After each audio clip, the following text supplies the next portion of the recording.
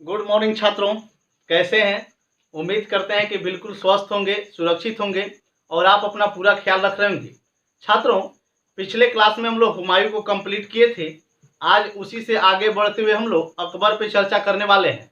इससे पहले आप सभी तमाम छात्रों को मैं अपने यूट्यूब चैनल गुरु मंत्रा जीएस क्लासेस में बहुत बहुत स्वागत करता हूं।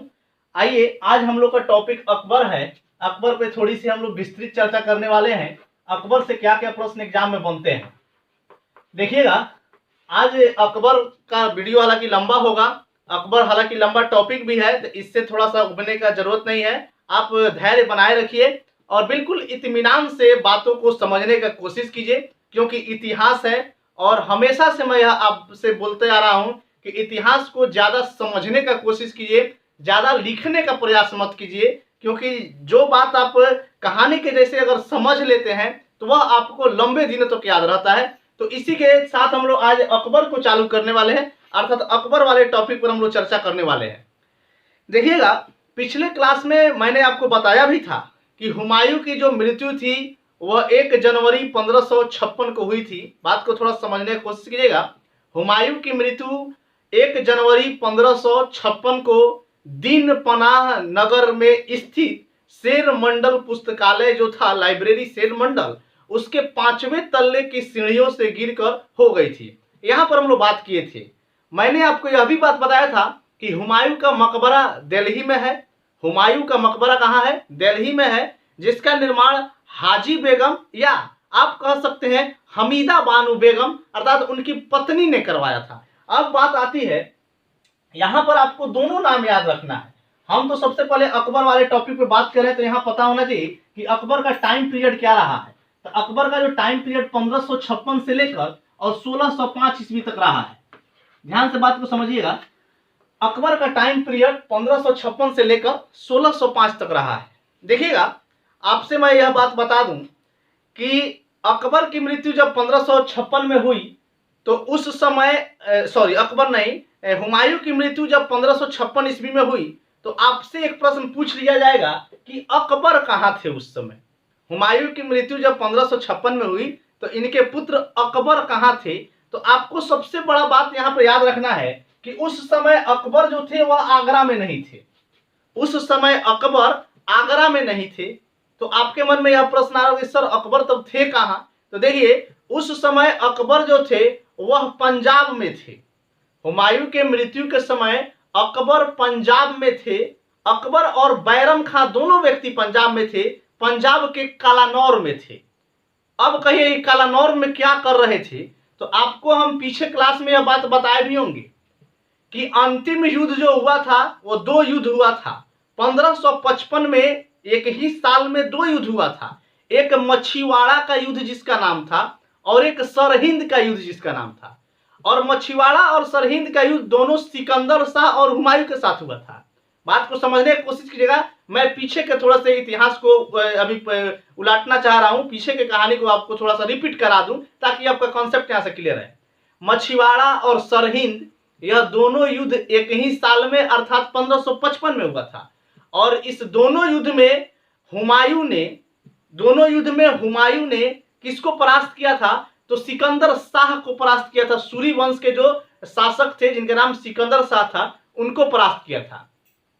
आपको मैं यह भी बताया था कि सरहिंद युद्ध में सिकंदर शाह जो था वह नमक की पहाड़ियों में छिप गया था। सरहिंद युद्ध में जब हुमायूं सिकंदर शाह को परास्त करके और पुनः वापस जो है दिल्ली पर अपना सत्ता संभालने आए तो सिकंदर शाह हुआ क्या था कि नमक के पहाड़ी में जाकर छिप गया था।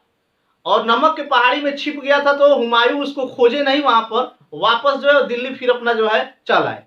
अब बात आती है कि वहां पर जो नमक की पहाड़ी में सिकंदर शाह छुपा था, तो वह नमक की पहाड़ी ऑलरेडी आपको बताएं कि पंजाब में, सरहिंद का युद्ध पंजाब में ही लड़ा गया था, तो वहां पे ही वो छिपा हुआ था नमक की पहाड़ी में। तो पंजाब के कालानौर में सिकंदर शाह जो था वो पंजाब के कालानौर में और पूरे पंजाब को आप कह सकते हैं कि वहां पर बहुत ही ज्यादा आतंक फैला चुका था। अर्थात पूरे पंजाब में सिकंदर शाह का एक बहुत ही बोलबाला हो गया था। एक तरह से उसका जो है बहुत ही बड़ा आतंक वहां पर हो चुका था। इसी बात को दबाने के लिए पंजाब में जो सिकंदर शाह आतंक मचा के रखा था उसी आतंक मचाने, उस आतंक को दबाने के लिए हुमायूं जो थे वो अकबर और बैरम खां को पंजाब में भेजे थे। आपको यहाँ याद रखने की जरूरत है, मैं बार बार बात को रिपीट कर रहा हूं, आप एकदम कॉन्सेप्ट को क्लियर रखिए। और इस तार को जो है यह एक तरह से समझिए तार ही है, क्योंकि जहां आपका तार इधर से उधर हटा तो आपका कॉन्सेप्ट पूरा गड़बड़ा जाएगा। तो आप इस तार को एकदम जोड़े रहिए। मैंने कहा 1555 में सरहिंद का अंतिम युद्ध हुमायूं और सिकंदर शाह लड़े थे, और सिकंदर शाह वहीं पंजाब में नमक के पहाड़ी में छुप गया था। हुमायूं जो है उसको छोड़कर वैसे ही दिल्ली आ गए, और दिल्ली जब आए तो हुमायूं अपने पुत्र अकबर को और अकबर के संरक्षक बैरम खान जी को कहा कि आप दोनों जो हो कहाँ चल जाओ, तो पंजाब जाओ, वहां पर सिकंदर शाह बहुत ही ज्यादा आतंक लूटपाट मचाया है, उस आतंक को, उस विद्रोह को वहां पर जाकर आप लोग दबाओ। हुमायूं का बात उसका पुत्र अकबर और बैरम खान दोनों ने माना, और दोनों जो है पंजाब के लिए रवाना हो गए। और वहां पर अकबर जो है पंजाब में जाते हैं, और अकबर पंजाब में जाकर जो है सिकंदर शाह को वहां पे मार डालते हैं। और सिकंदर शाह की मृत्यु जब हो जाती है तो अकबर वहां पे अपना राज्याभिषेक, बात को ध्यान समझिएगा, अकबर जो है वहीं पर अपना राज्याभिषेक, पंजाब का एक जगह है जिसका नाम कालानौर है, उसी कालानौर में जो है 1556 में कर लेते हैं। आपसे यही प्रश्न पूछा जाएगा कि अकबर ने अपना राज्याभिषेक कब किया, तो याद रखना है कि अकबर जो अपना राज्याभिषेक किए, याद रखिएगा, अकबर का राज्याभिषेक जो हुआ, अकबर का राज्याभिषेक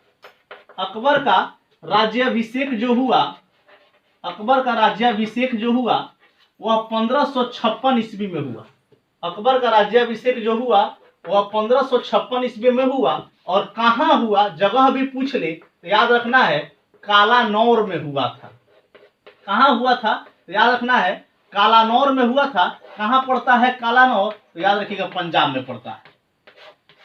तो आपको स्पष्ट याद रखना है कि हुमायूं की जब मृत्यु हो रही थी, अर्थात उनकी जब मृत्यु हो चुकी थी, तो उस समय अकबर आगरा और दिल्ली में नहीं थे। अकबर उस समय पंजाब में बैरम खान के साथ थे। क्यों गए थे, तो आपको रीजन समझा दिए कि हुमायूं ने ही अकबर को और बैरम खान को भेजा था। किस लिए भेजा था, तो वहां पर सिकंदर शाह का आतंक पंजाब में बहुत ज्यादा फैल गया था, उसी आतंक को दबाने, या कह सकते उस विद्रोह को दबाने के लिए और सिकंदर शाह को मारने के लिए स्वयं हुमायूं ने अपने पुत्र अकबर को भेजा था।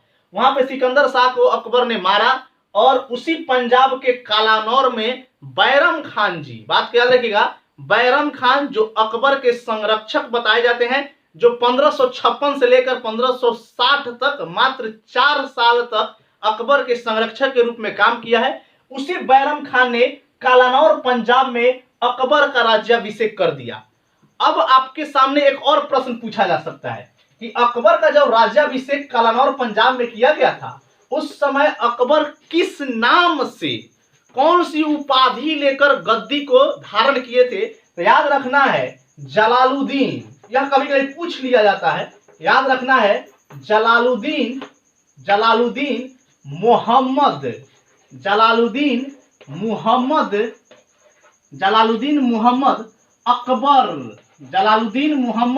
अकबर बादशाह गाजी का उपाधि लेकर और अकबर जो है अपना राज्याभिषेक कराए थे। याद रखिएगा, जलालुद्दीन मोहम्मद अकबर बादशाह गाजी का टाइटल लेकर अकबर ने अपना राज्याभिषेक कालानौर पंजाब में किया। और राज्याभिषेक करवाए कौन, तो अकबर के संरक्षक बैरम खान ने अकबर का राज्याभिषेक कराया। उम्मीद करते हैं कि यहां तक कॉन्सेप्ट समझ में आई होगी। अब थोड़ी सी और चर्चा कर लेते हैं, और क्या प्रश्न बनते हैं। हमने कहा कि हुमायूं की मृत्यु 1556 में हुआ, बात क्लियर है। अब थोड़ा सा बात को और याद रखना है, जब हुमायूं का मृत्यु 1556 में हो गया तो एक बहुत ही इंटरेस्टेड इसमें कहानी आ जाता है। मुल्ला बेकसी नाम का एक हुमायूं का दरबारी था। थोड़ा सा इस नाम को भी याद रखना है आपको, मुल्ला बेकसी जो यह व्यक्ति है, यह हुमायूं का दरबारी बताया जाता है। मुल्ला बेकसी जो था, यह व्यक्ति हुमायूं का दरबारी बताया जाता है, हुमायूं का दरबारी बताया जाता है। देखिएगा, मुल्ला बेकसी हुमायूं के दरबारी था और ऐसा बताया जाता है कि जब हुमायूं का डेथ हो गया तो मुल्ला बेकसी का शकल, मुल्ला बेकसी या जो दरबारी है इसका चेहरा हुमायूं से मैच करता था, अर्थात हुमायूं से मिलता जुलता इसका चेहरा था मुल्ला बेकसी का। होता क्या है वहां पर कि हुमायूं के जो और भी दरबारी लोग थे वह हुमायूं के मृत्यु को झांपने के लिए, अर्थात हुमायूं की मृत्यु को जो है छुपाने के लिए, उसको हाइड करने के लिए कि हुमायूं नहीं मरे हैं, मुल्ला बेकसी को हुमायूं का राजपोशी पहनाकर, अर्थात हुमायूं का ड्रेस पहनाकर और झरोखा दर्शन पर बैठा देते हैं। थोड़ा सा कंसेप्ट को समझने की कोशिश कीजिए। यहाँ पर प्रश्न पूछा जा सकता है ऊपर लेवल के परीक्षाओं में, रेलवे एसएससी में नहीं, लेकिन ऊपर लेवल स्टेट पीसीएस और आप बीपीएससी तक के परीक्षाओं में यहाँ से प्रश्न बन सकता है। मुल्ला बेकसी कौन थे? तो हुमायूं के दरबारी था। इस व्यक्ति का चेहरा हुमायूं से मिलता जुलता था, मैच करता था, सिमिलर हुमायूं के चेहरा से। इसको जो है हुमायूं का ताजपोशी, अर्थात हुमायूं का जो भी था वेशभूषा, जो भी वस्त्र उनका था वो पहना दिया गया और पहनाकर दिल्ली के जो है गद्दी पर इसको बैठाया गया ताकि हुमायूं का जो है मृत्यु छुपाया जा सके।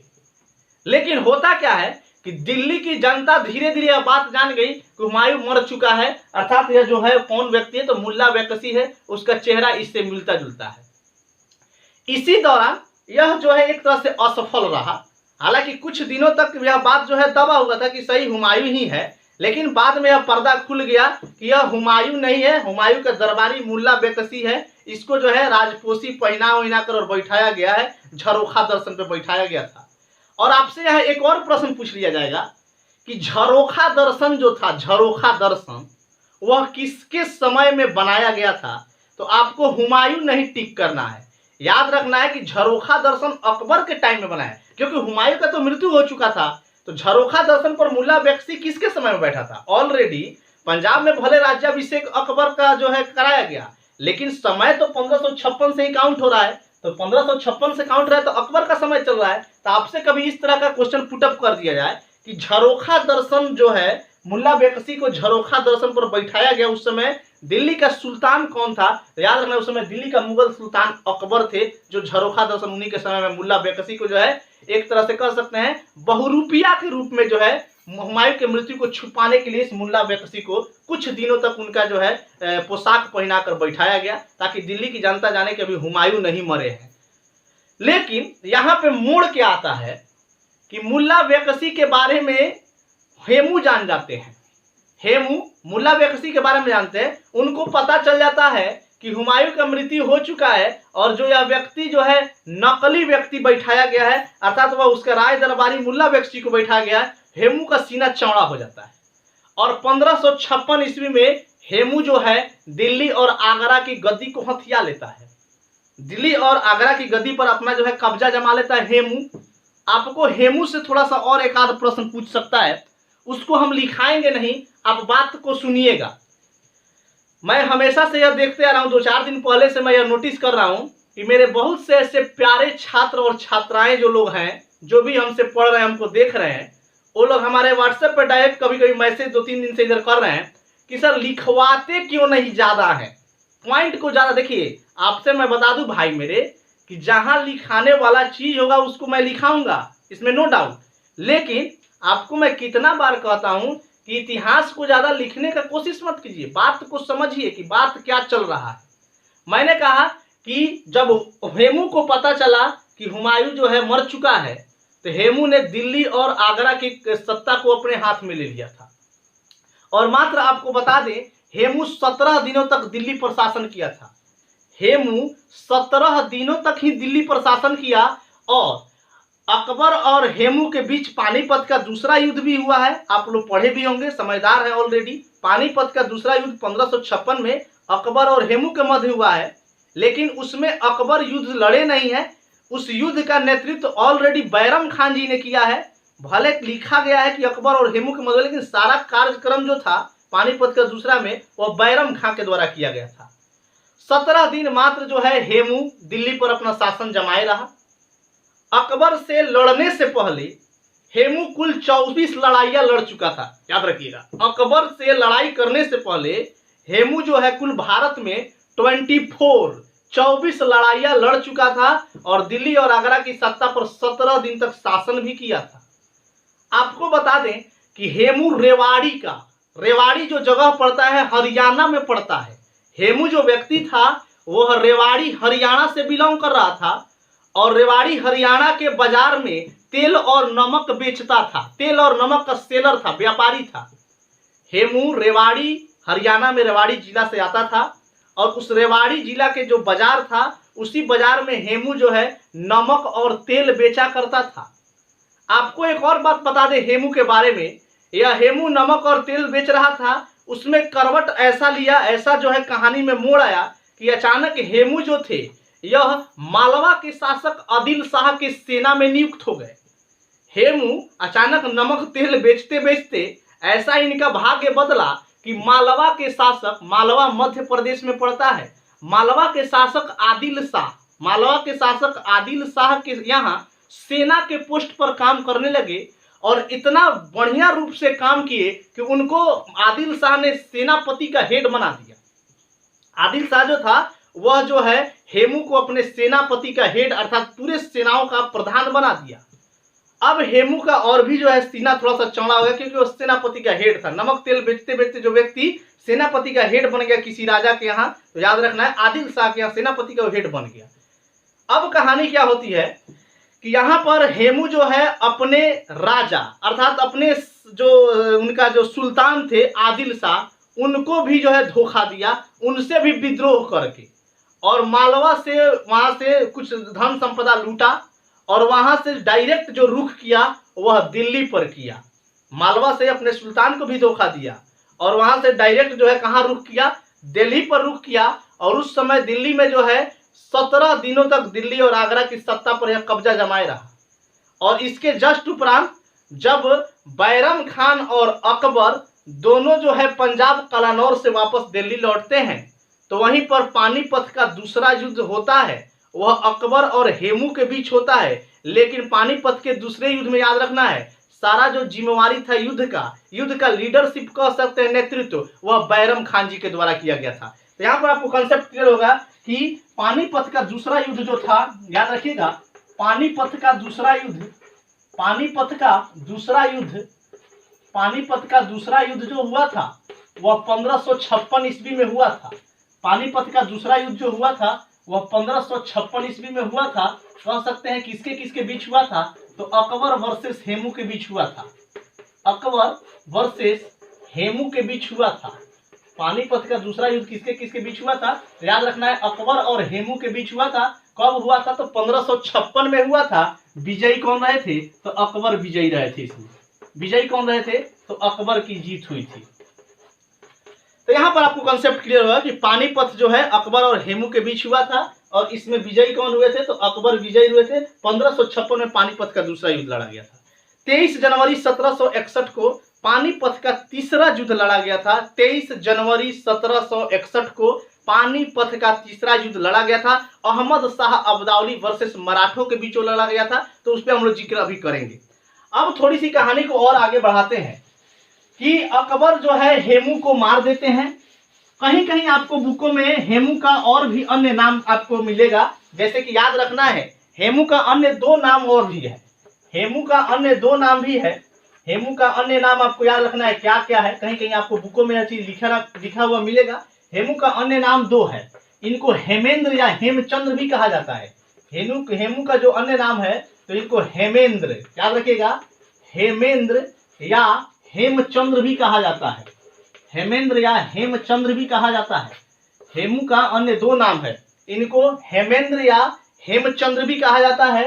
हेमू कहाँ से थे, याद रखना है हेमू का जो यह बिलोंग करते थे, हेमू यह रेवाड़ी जिला हरियाणा से बिलोंग करते थे। हेमू कहाँ से थे, तो रेवाड़ी से थे। रेवाड़ी कहाँ पड़ता है भाई मेरे, तो हरियाणा में पड़ता है। रेवाड़ी कहाँ पड़ता है, हरियाणा में पड़ता है। अब यहाँ से एक और प्रश्न पूछा जाता है हेमू से, याद रखिएगा और क्या प्रश्न बनता है। हेमू जो था वह दिल्ली, याद रखिएगा हेमू दिल्ली पर अंतिम हिंदू शासक के रूप में काम किया था। आपसे एकदम मोस्ट इंपॉर्टेंट प्रश्न है कि दिल्ली पर अंतिम शासक के रूप में किस हिंदू व्यक्ति ने काम किया था, अर्थात दिल्ली पर अंतिम शासक कौन हिंदू व्यक्ति बने थे। याद रखिए यही हेमू था जो दिल्ली का अंतिम हिंदू शासक बना था। दिल्ली का अंतिम हिंदू शासक, दिल्ली का अंतिम दिल्ली का अंतिम हिंदू शासक अगर आपसे कभी पूछ लिया जाए हिंदू शासक कौन था तो हेमू था। दिल्ली का अंतिम हिंदू शासक कौन था, हेमू था। और जानते हैं हेमू से एक और प्रश्न पूछ लिया जाएगा, ये तो आपको पता चलेगा कि दिल्ली का अंतिम हिंदू शासक कौन था तो हेमू था। हेमू ने विक्रमादित्य की भी उपाधि लिया था, टाइटल लिया था। अगर कभी आपसे प्रश्न पूछ लिया जाए कि विक्रमादित्य की उपाधि लिया था कौन तो हेमू ने। और आपको बता दें कि भारतीय इतिहास में कुल 14 व्यक्तियों ने विक्रमादित्य की उपाधि लिया है। भारतीय इतिहास में कुल 14 व्यक्तियों ने विक्रमादित्य की उपाधि लिया है। और हेमू जो था वह दिल्ली का अंतिम हिंदू शासक था। इस व्यक्ति ने भी विक्रमादित्य की उपाधि लिया। यह प्रश्न आपसे पूछा जाता है। पहला विक्रमादित्य की उपाधि उज्जैन के विक्रम नामक शासक ने लिया था। दिमाग को खोलिए थोड़ा।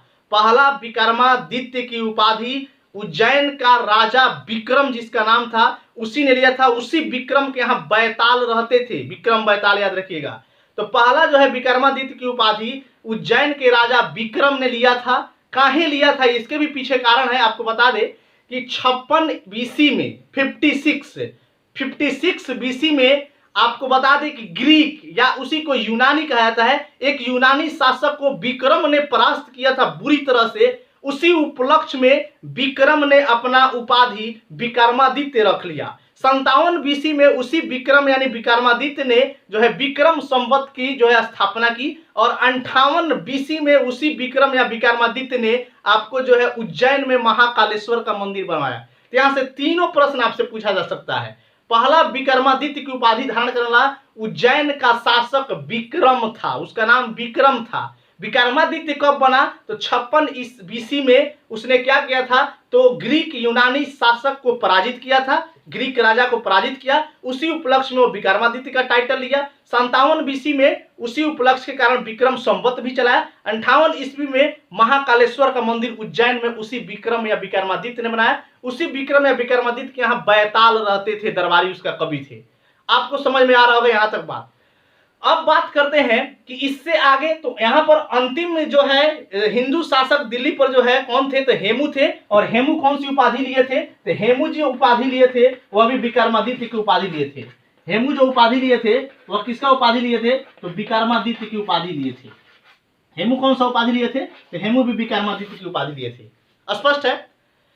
अब बात आता है कि दिल्ली, पहले दिल्ली का नाम ढिल्ली था। अगर आपसे कहीं यह प्रश्न पूछ लिया जाए कि पहले दिल्ली का नाम क्या था, याद रखिए पहले दिल्ली का नाम जो था वह ढिल्ली था। पहले दिल्ली का नाम ढिल्ली था। अगर कोई प्रश्न आपसे पूछा जाए कि पहले दिल्ली को क्या बोला जाता था, पहले दिल्ली का नाम ढिल्ली था। और इस दिल्ली का स्थापना तोमर नरेश अनंगपाल ने किया है। कभी आपसे अभी प्रश्न पूछा जा सकता है कि दिल्ली के फाउंडर कौन है तो दिल्ली के फाउंडर जो है अनंगपाल को माना जाता है। दिल्ली के फाउंडर जो है वह कौन है अनंगपाल। यह तोमर वंश के शासक थे। कौन से वंश से आते थे तो तोमर वंश के शासक थे अनंगपाल। और आपको एक बात और बता दें, यह एकमात्र प्रथम हिंदू शासक थे। यहां पर आप देख रहे हैं कि दिल्ली का अंतिम हिंदू शासक जो था वह कौन था तो हेमू था। और दिल्ली का प्रथम हिंदू शासक पूछ जाए तो यही अनंगपाल थे। यह बात याद रखिएगा। दिल्ली का प्रथम हिंदू शासक अगर कोई पूछ ले, दिल्ली का प्रथम हिंदू शासक, दिल्ली का प्रथम हिंदू शासक कौन थे तो याद रखिएगा दिल्ली का प्रथम हिंदू शासक जो थे वह तोमर नरेश अनंगपाल थे। तोमर नरेश अनंगपाल ने ही दिल्ली शहर की स्थापना की। किस नाम पर तो ढिल्ली नाम पहले था, दिल्ली का नाम पहले ढिल्ली था। तो चलिए आज हम लोग इससे जो है अकबर के थोड़ा सा बेसिक कॉन्सेप्ट पे बात किए। उम्मीद करते हैं कि आपको यह कहानी थोड़ा सा समझ में आई होगी। कल हम लोग अकबर के बारे में विधिवत चर्चा करेंगे। आपको मैं बता दूं कि मेरे प्लेटफॉर्म पे आपको जीके जीएस की वो संपूर्ण तैयारी कराई जाएगी। किसी भी एग्जाम जो प्रतियोगी परीक्षा की यहाँ पे जो है प्रश्न जीके जीएस के जहाँ पूछे जाते हैं उन सारे परीक्षाओं के दृष्टिकोण से आपको कंप्लीट जीके जीएस का पैकेज यहाँ से दिया जाएगा। तो चलिए आज के लिए हम लोग जो है एक छोटा सा जो है स्क्रिप्ट था अकबर के बारे में, कुछ बेसिक जो है कहानी को समझे। कल हम लोग आगे फिर इसी टॉपिक को कंटिन्यू करेंगे। तब तक के लिए आप लोगों को बहुत बहुत धन्यवाद। एक बात चलते चलते जो हमेशा बोलते हैं, आज भी बोलेंगे कि भाई मेरे इतना मेहनत किया जा रहा है, आप लोगों को हम लोग जो है इस लॉकडाउन में आदमी जो है अपना पढ़ाई जो है करा रहा है आप लोग के लिए, इतना मेहनत भी कर रहे हैं, तो आप लोग का भी थोड़ा सा फर्ज बनता है कि सर के लिए आप लोग भी कुछ कीजिए। तो मैं आप लोगों से वही बात बोलूँगा जो हमेशा से बोलते आ रहा हूँ कि प्लीज़ यदि आपको मेरी पढ़ाई समझ में आती है, यदि आपको मेरा कंटेंट पसंद आता है, तो एक बार वीडियो को लाइक कीजिए, सब्सक्राइब कीजिए और जो है अपने दोस्त यार बंधु भाई लोगों को भी वीडियो का लिंक शेयर कीजिए। उन लोगों को भी बोलिए कि एक बार जो है मेरा वीडियो वो लोग देखें, हो सके कि उन लोगों को भी जो है यह पसंद आए। तो चलिए आज के लिए हम लोग विदा लेते हैं, कल मिलते हैं फिर छोटे से ब्रेक के बाद। तब तक जो है आप लोग भी अपना जो है एंजॉय कीजिए, अच्छे से पढ़ाई कीजिए। मैं यही ईश्वर से विनती करता हूँ कि आप जो है अपने जो है लक्ष्य को जल्दी से प्राप्त कीजिए, माता रानी आपको जल्द से आपको सक्सेस करे। तो चलिए बाय बाय, कल मिलते हैं फिर छोटे से ब्रेक के बाद।